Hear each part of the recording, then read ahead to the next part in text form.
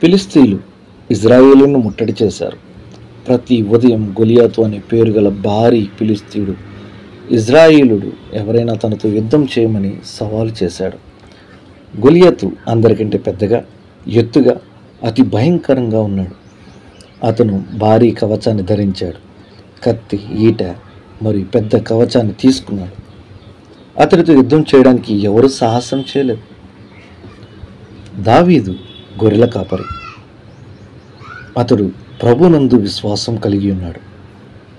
అతడి అన్నలు ఇజ్రాయేలీయుల సైన్యంలో ఒక సైనికులుగా పనిచేస్తున్నారు.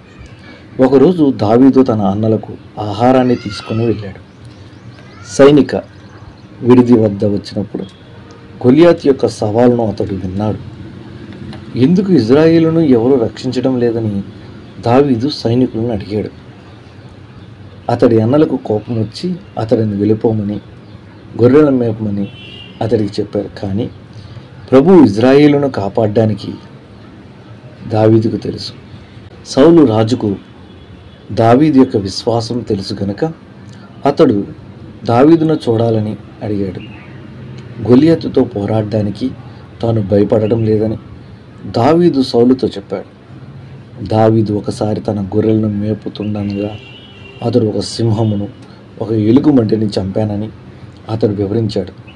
అప్పుడు ప్రభు అతనికి కాపాడాడని, ఇప్పుడు ప్రభు అతడిని కాపాడతాడని దావీదుకి తెలుసు.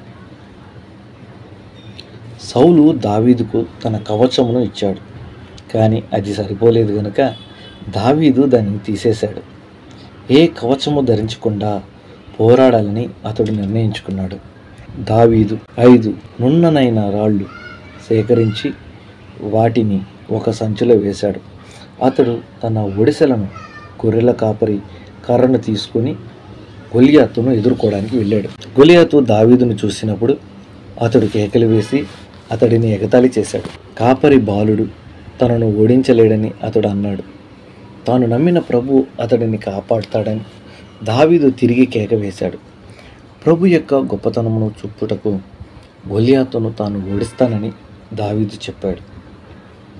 దావీదు గొలియాతు వైపు పరిగెత్తాడు. అతడు త్వరగా ఒక రాయిని తన ఒడిసెలతో విసిరాడు. ఆ రాయి గొలియాతు నుదిటిపై కొట్టింది.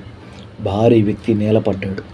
ఒక కత్తి లేక ఆయుధము లేకుండా దావీదు గొలియాతును ఓడించడానికి ప్రభు సహాయపడ్డాడు.